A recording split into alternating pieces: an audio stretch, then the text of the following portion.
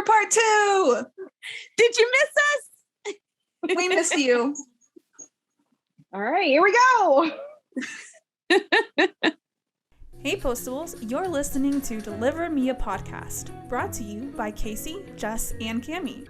A special thanks to James Jandrish for letting us use the music on our show. Now, sit back, relax, grab a Yoo-Hoo and a stamp collection, and here we go.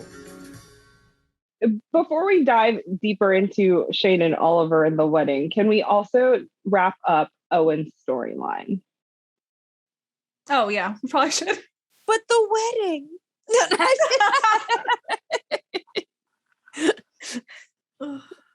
But the way that everything comes full circle for Owen, he receives the fireman mascot that he had given to his dad all like 10 years prior. Yeah.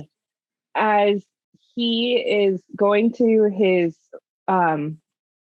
going to the treatment, and all of the firemen who were touched by Fred were all out there, and they were all like lined up.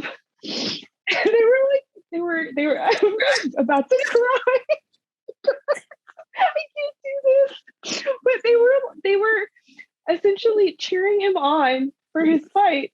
And oh my goodness, like Giving him a reason to live. just as Fred had given them a reason to fight those fires. And it just came full circle for that young man to go into his treatment, because I mean, it had been 8 years? He had been fighting leukemia for 8 years. Something like that, yeah. And that is hard on a kid and his mother, especially when he lost his father. You know, and a lot of times, And he's kids that go reduced to through a that- wheelchair. And he's got his mom. And I'm sure the thought of him thinking like, I have to make it through for her, because then she has no one. yeah. I think this is the first time I've cried on this podcast. No, it's not. No, legit, emotional crying. Oh And gosh. I don't know if you guys heard it, but there was one particular firefighter who said, "We got your back." I did hear that. Yeah. Oh my gosh. We're with you. We're with you. You gave us hope, and now we are here for you to see that you make it through. And now we want to know if he made it through. I know. We're gonna say he did because it's a hallmark. We're gonna say he did. We're gonna say he did because I can't handle more tears, and because it's hallmark. This is not Danny Barrett's story. Oh goodness, that's the. Oh yes, yeah. No, No. He lives. He's fine. he's fine. So, yeah. Is it time to get to the wedding? Dun, dun, dun, dun. Dun-dun-dun. I think you mean dun dun dun dun. Oh my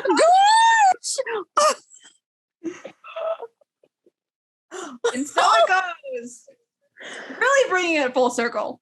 Perfect placement. Oh my gosh. I began, well, you guys saw it. I began to sob. I began to sob at those 3 notes. So, one thing, we know that Oliver is a man of faith. And there was so much of his faith incorporated in this wedding. And, so Norman and Rita, they recite Song of Solomon 8, 6, and 7. Then they recite Ecclesiastes 4, 9 through 12, which is 2 are better than 1. That verse. And that was a verse that I had clung to in high school and in college. And so that was just knowing to uplift people, uplift your partners, your significant others, your friends, your family, and knowing that you don't have to do it alone. And God created us to be to bear each other's burdens, essentially. And that's exactly what Oliver needed that reminder for in this movie. He had been bearing all of his burdens alone. It was very rare through this series in which Oliver would, unload on somebody and say, I'm having all these problems. I'm having all these feelings. Usually it's somebody bringing it out. It's Shane bringing it out of him. It's his father bringing it out of him. It's Norman bringing it out of him. He never unloads his burden on somebody else. And so I thought that was very significant of that verse, especially with Shane and Oliver, and with the fact that Shane had been like, you're not sharing everything with me. And now it's a reminder for him that he can be safe with Shane and he can bear his burdens with Shane, and that together they can make it through. And then the other one, I had to Google this one because I was like, I don't recognize this one. But when they talk about passing through the water, the river, and the fire, that is actually from Isaiah 43. And I was reading it. I was like, I feel like this is a life verse for Oliver, like this section. And so in the Bible, it's the restoration of Israel. And God is basically telling Israel, he's reminding them of the promises that he made to that nation and the people for all of those years, that he will redeem them. And part of the verses are, do not fear, for I have redeemed you. I've called you by your name. You are mine. I will be with you when you pass through the waters and when you pass through the rivers. They will not overwhelm you. You will not be scorched when you walk through the fire, and the flame, I will not burn you. And it's that idea of deliverance in the Bible for God. He had delivered Israel from their enemies, from their bondage, just as in this series, God had delivered Oliver from his bondage to the past. Because if we watch the whole series, you see he's so like he can't let go of the past. It's almost like he's got to he can't it's this thing that's holding on to him, and he just can't seem to sever those ties. But it's a reminder for him, like, he will be delivered, and he has been delivered. And it did dawn on him when he was talking to Sharon that, okay, sure, I didn't have my father, I didn't have Shane when Holly left, but I had my faith.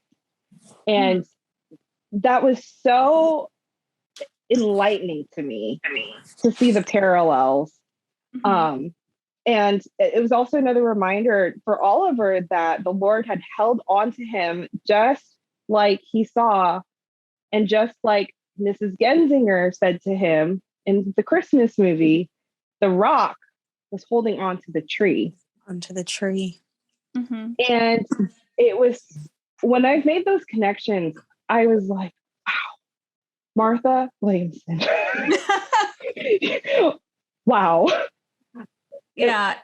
And that so idea beautiful. of deliverance ties right back into like the first couple of lines that he says. He talks about that, we're male, that's sometimes mishandled or misdirected. And yet what is written on our hearts can never truly be lost, and somehow, some way, someday be delivered. And he got delivered. He did. He did. It's a giant arc for Oliver. And now he doesn't have to look back. All he has to do is look forward. And smell those beautiful yellow roses.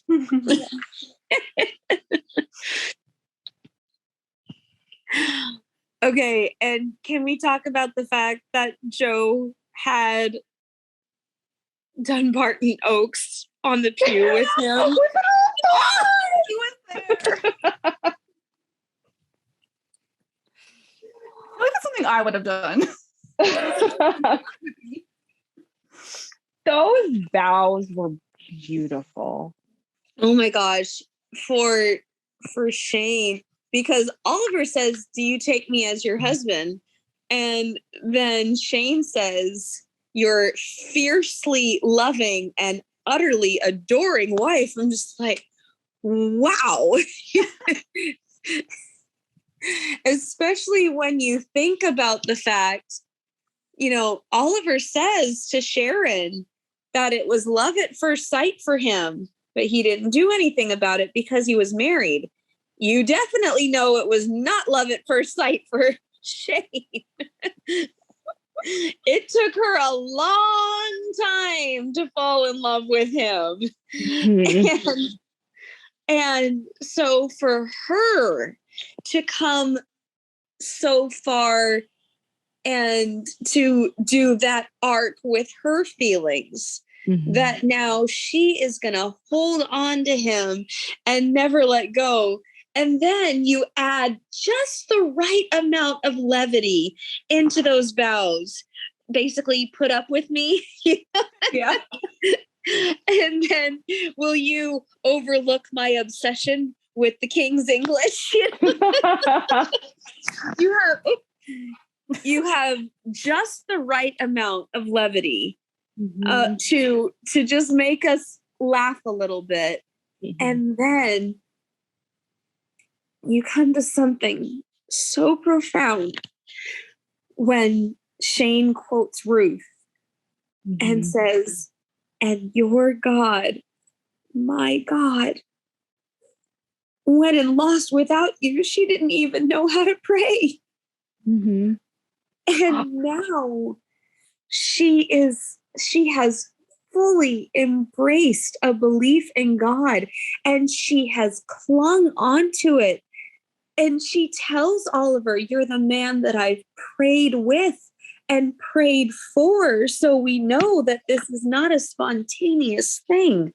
She has taken this lifestyle upon herself, and now she is telling him without any shadow of a doubt that your God is my God, and I will be a woman of faith right alongside you because you are a man of faith. And I just went, ah! The one line that got me all pitter pat here is when she said to Oliver, "Will you trust my heart to understand yours? And will you let me love you with all of my heart?" And I was like, this is exactly what we need right now. This is exactly what Oliver needs right now. Because he's so scared. He was so scared of letting people in, especially people he cared so deeply about, especially Shane. And it was another reminder for him that Shane is there. She will bear his burdens. She will understand his quirky little antique ways, and she will love him forever, just as she said when she accepted his proposal into the altar. Well, and the fact that she replaced the necklace. Rita says, "I've never seen you without that. To everything there is a season." And she has now taken off that necklace that was so precious to her that she hardly ever went without it. And she has now shown proof that she is ready to move forward with her new life, with her husband, and that she wasn't going to let the past dictate her movements and her actions anymore. She was looking ahead to the future, and she was looking ahead to forever with her husband. And it was almost like that hole in her heart had been healed. It's still there because she'll never forget, but it's healed. And she can move on now. It's beautiful. It's also the idea and a picture of leaving and cleaving, because that necklace was from her mom and dad. Yes. And just it's like taking that off and putting that away, putting on the new necklace from Oliver. It's like a symbol of her becoming one with Oliver. But she still called her mama. Mama. I noticed that. I'm like, oh. I'll put the zipper. Will you help me with it, mama? I was like, that's Oh, I know. Oh gosh, you guys.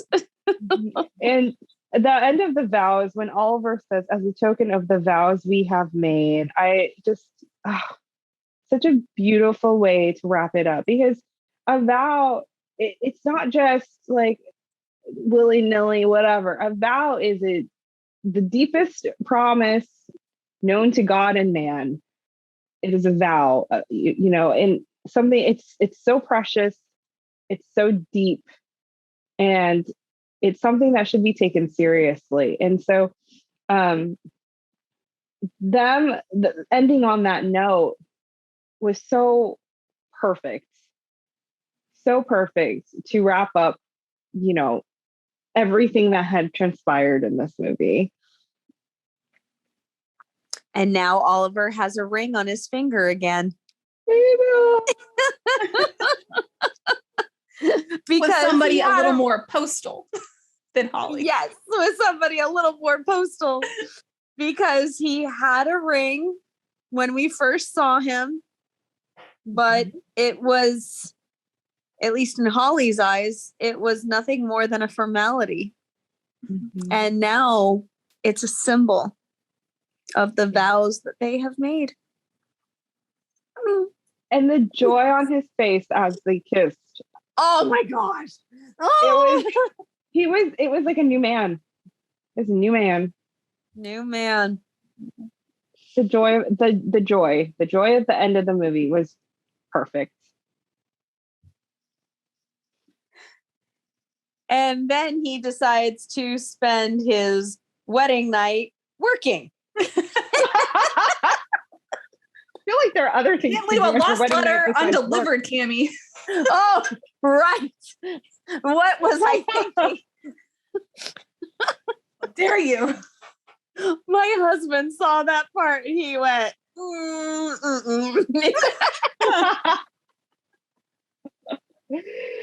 Well, we also found out Charlie named her baby Eleanor. Yeah, Eleanor from Passports. So sweet. Always knew they would get together. Yes. And they did a little nod too to absent friends. Yeah. Valerie Harper. Della Reese. And then that very last line, we are forever the Postables. And that was for us. That was totally for us. And I was like, we are forever the Postables. We are forever the Postables. Okay, did you guys, I totally thought that when he said, "What say you, Miss McInerney?" I so thought that either he would say, "Oh, forgive me, Mrs. O'Toole," or she would correct him and say, "You mean Mrs. O'Toole." I thought for certain that they were going to go there, that there was going to be the whole Miss McInerney, Mrs. O'Toole thing, and it didn't happen. I went, "Oh my gosh, what the?" I feel like, so, I mean, like, they're just a modern couple, because if you notice, Norman introduced Rita as Ms. Hayworth Dorman. And so it's almost like Ms. McInerney has turned into a pet name of sorts. Mm-hmm. No, I know. I know that it's the pet name, but I thought for sure that they were going to do the whole Miss McInerney versus Mrs. O'Toole thing, because he always made such a point of calling her Miss McInerney. Mm-hmm. Yeah, I thought for sure. Did you notice that he only called her Shane? He did. That was the only time that he called her Miss McInerney, was there at the very end. At the very end. Every other time he called her Shane. So I'm telling you, her work name is now Shane. Her work name is now Shane. Any last thoughts before we move on to all of our Easter eggs that we haven't covered yet? Oh, goodness. The presence of Ramon and the presence of Ramon and Hazel. Yeah. You know, they were very slight. They weren't as big as I thought they would. They weren't as big as I thought they would be, but they were there. They were present, and it was almost like a comfort food. You know, I was just like, oh, they're back. I know. You know, and you know, we've got Ramon, who is so over the top. I half thought that he was going to perform the ceremony again. You know, I thought that maybe they would have him perform the ceremony, but he was so subdued because he knew how much this day meant to the two of them, and say, Oviller, my friend, you know, I'm like, oh, he'll decorate. Ramon's getting emotional in the background. No. And then, I love you know, movie. Jill Morrison is just a comic genius. She you know, is. when they're rolling Charlie away in the mail cart, did she get the job? It was, you know, it was so nice that they were there. You know, I was so glad that they were there, because we can't have a postable wedding without Hazel and Ramon. Yeah. I love this movie. I think it's my favorite ever. There was something different about this one. I know I told you guys this you know, after we had watched, but there's something so different about it. And I loved how everything intertwined with each other. The letter story, the Oliver story, his arc, the wedding, Norman and Rita. I mean, yes, they didn't, you know, we don't know if Rita will ever bear a child, but we know they're open to adoption. They have Charlie and now this baby who they've taken in, and that's their own little family. And it's so satisfying to me. A lot of times people just kind of leave it like, oh, okay. But everything about this movie was so satisfying. All the storylines, I loved it so much. Hey Postables, we're just taking a quick little break to talk about something fun. How would you like to party with some of your favorite Postables? Eric, Kristen, Crystal, Jeff, Zach, and Gregory.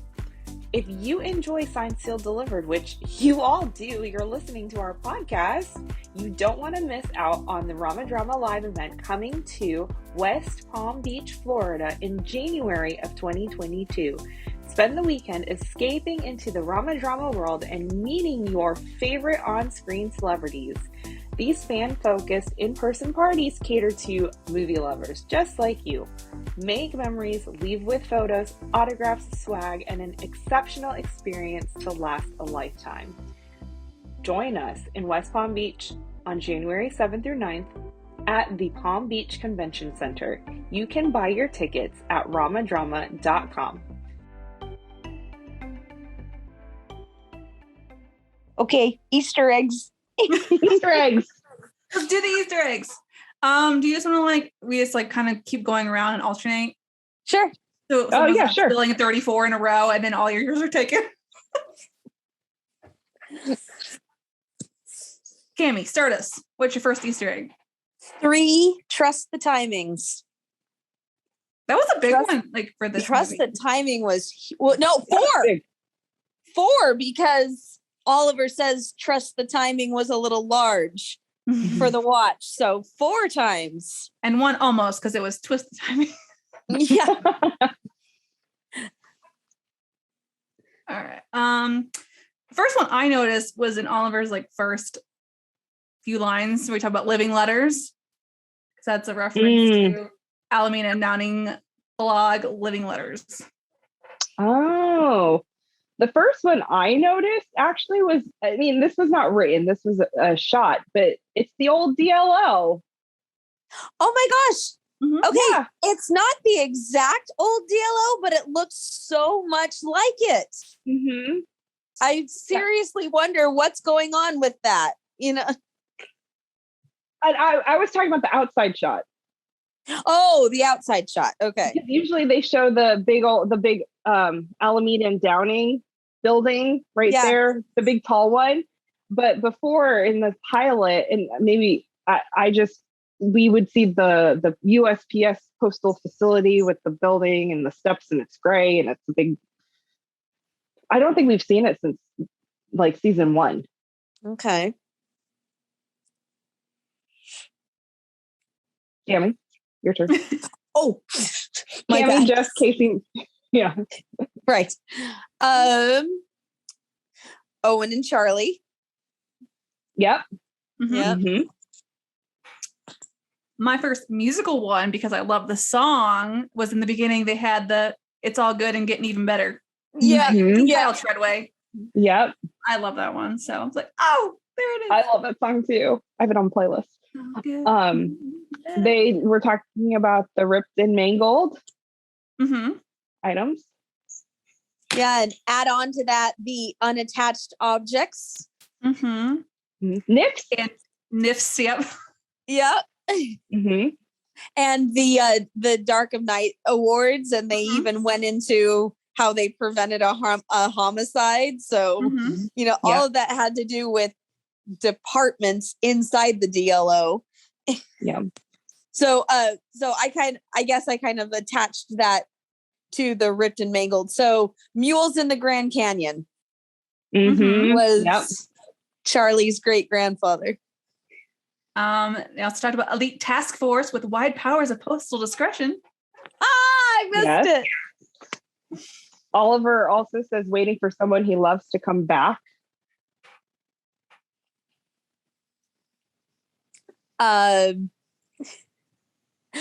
Ramon's mole.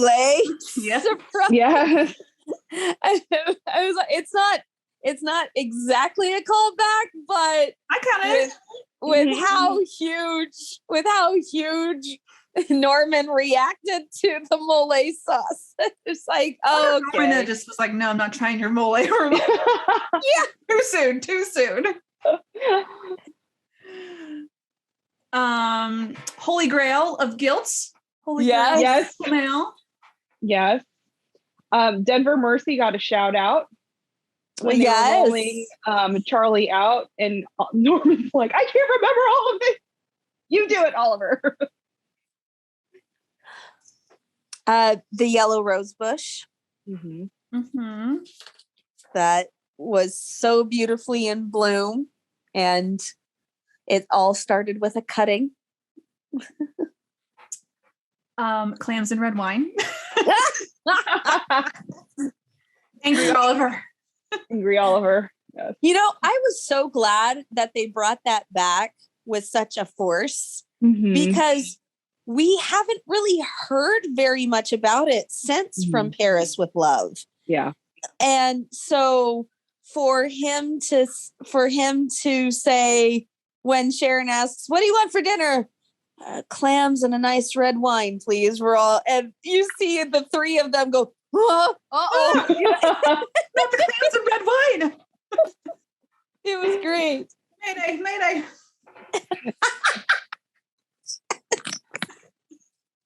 They also Oliver referenced Postal Privacy Code 1007, and then Shane cuts them off, but it's 1007P. Oh, there you go. There you go. The Tabasco sauce. Mm-hmm. Mm-hmm.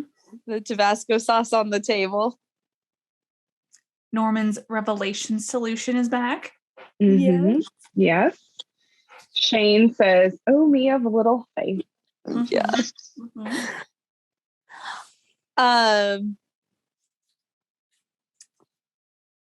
There are no small miracles. Teresa Capodiamante. Mm-hmm. Another callback was Norman says he always wanted to be a cowboy, and it made me think of Renita Hayworth because he got to be a cowboy. That's true. That actually reminded me of him being abandoned by his mother at the rodeo. Oh, That's what I connected that to. But double the double callback, yes. Yeah, that's what I connected it to. I didn't even think about the fact that he played a Pony Express rider. Yeah. Shane leaning on the car out after being in the chapel, then Joe comes out with 2 cups of coffee. Oh my gosh. Mm-hmm. Yes. Of course. The ballooning over Stockholm. Mm-hmm. Oh yes.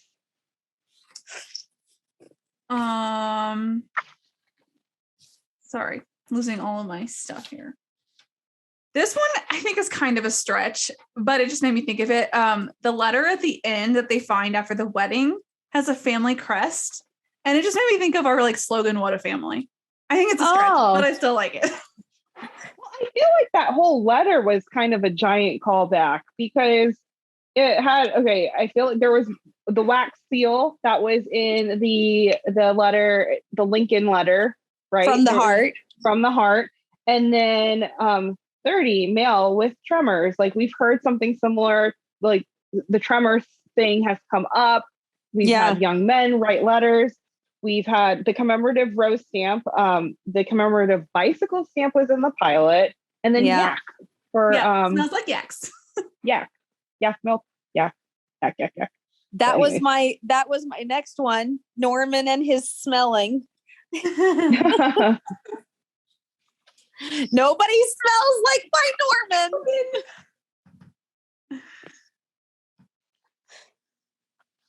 It's you, Jess. Yeah. Okay. My favorite catch is again at the end. They're walking out, and there is a street sweeper going by. Oh, The man is called to be a street sweeper. He should sweep streets, even as Michelangelo painted, or Beethoven composed music, or Shakespeare wrote poetry. Wow. Yes. Okay. I don't know if this is, I mean, it's tied. So maybe a tiny baby Easter egg. But in the scene where Shane and Oliver are on the DLO, and she says to him, "I will never leave you." I was reminded of Truth Be Told, when they're all, they find out that Oliver's dad is, has had passed, and Joe wasn't his biological father. And then Norman and Rita leave, and then Shane leaves. And then he says, "You haven't left yet, have you?" And then she says, "No, I couldn't bear to leave you." And so, and also from Paris with Love, "I have no plans to leave." Mm-hmm. That's true. Yeah, it's true. Was that from Paris with Love? Yeah. Mm-hmm. No. Yeah. Was that Pretty sure? No. It is Truth Be Told. Truth Be Told, because it's all about Oliver's dad. Oh. It's about, and he's fixing the swing. Yeah. The Sam Hill. I swear it was perfect yesterday. Or whatever. Rita and Shane saying "I love you" to each other on their wedding days. Yep. Every time there is a season.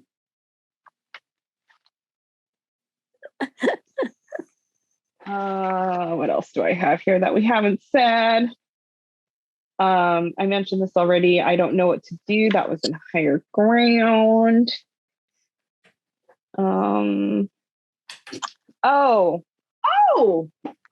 Here's one. We now know Oliver and Shane's middle names. Yay! Middle name is a shout out. It's Joseph Lindley O'Toole. Oliver Joseph Lindley O'Toole. And Shannon McInerney. Man, Shannon, and mother is Sharon. It's a hard, like, alliterative name.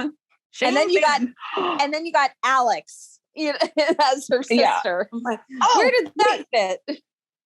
Okay, really quick. This is not an Easter egg. Well, maybe it is. We'll make it an Easter egg. But the name Shane means God is gracious. And it's like she's a little gift from God to Oliver to remind him that God is gracious. And he has been gracious in his life. And that's exactly what he needs.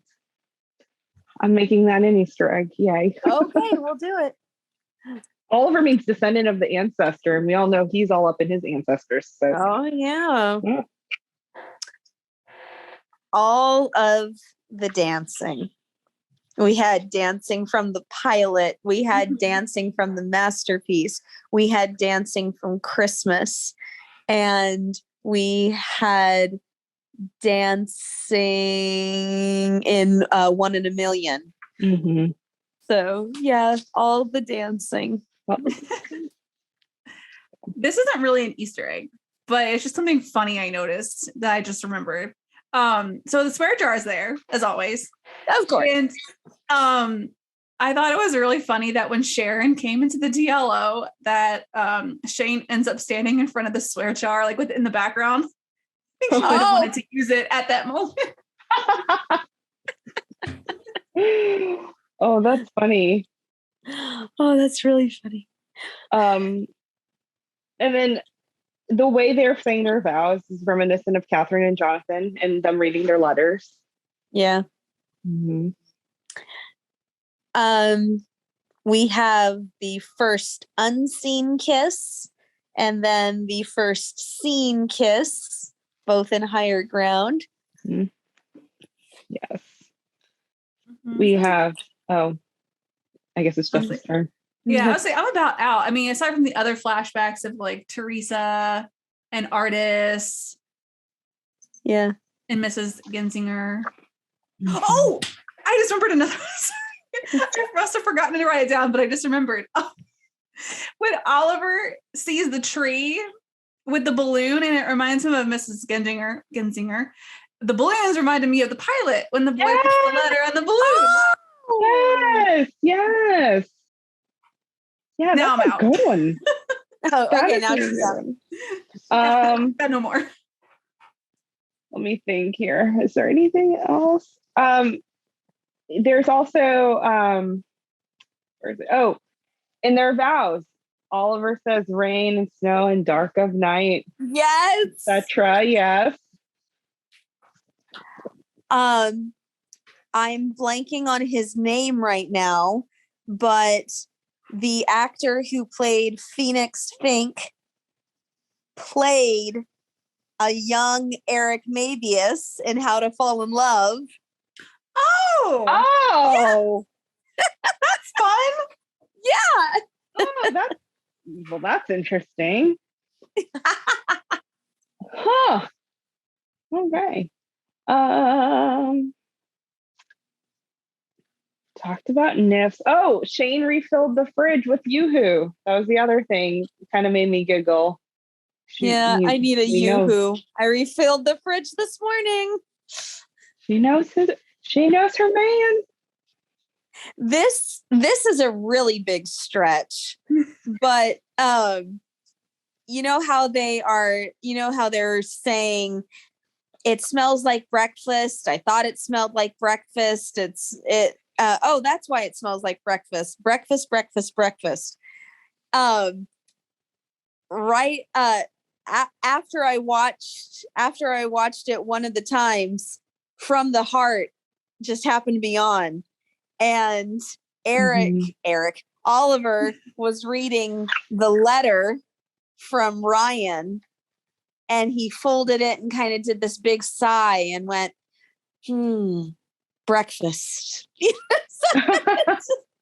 Very, very tiny thing, but it just kind of made me laugh that I happened to see those two scenes very close together. You're like, I never would have picked that up if I hadn't just watched this movie that was full of breakfast references. Mm-hmm. Yeah. We also have a lot of like little things for Norman. Like they mentioned the 37 cousins. There's a picture of his grandma on the desk. The cowboy thing. Rita says she wanted to be a cave explorer and UFO activist like her mother. So nice little nod to some of those things that have been mentioned in the past. We talked about Eleanor from Passports. Mm-hmm. And, of course, there's Miss McInerney, Miss McInerney. He says it very pointedly at the end there. Yeah, I think I'm out. I mean, firewalls. Shane breaks through more firewalls. Oh yeah.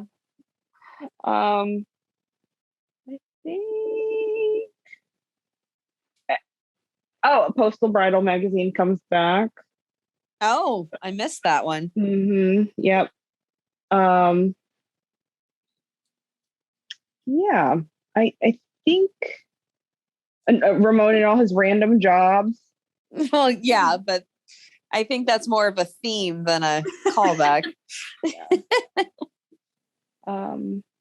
Yeah, I think that's all I have on this. Guys, I have like 12 pages of notes. So yeah. Let's call it good. We'll call it good. Yeah. And there you have it, Postables. The vows. We made it through. 2 hours later. The vows we have made. I mean, there's a lot to talk about. There really was. It was packed. Martha makes everyone count. There's one thing that we missed. Oh no. Joe called Shane honey. Oh yeah. So precious. Sweet. So sweet. Okay, now I'm done. All right. Well, everybody, thank you for joining us for this recap. Let us know all of your thoughts about the movie. Let us know if there's any other Easter eggs you found that we missed, because I'm sure there's other things out there that some of y'all have figured out. And let's hope for many more SSD. Bye, everybody. Bye, guys.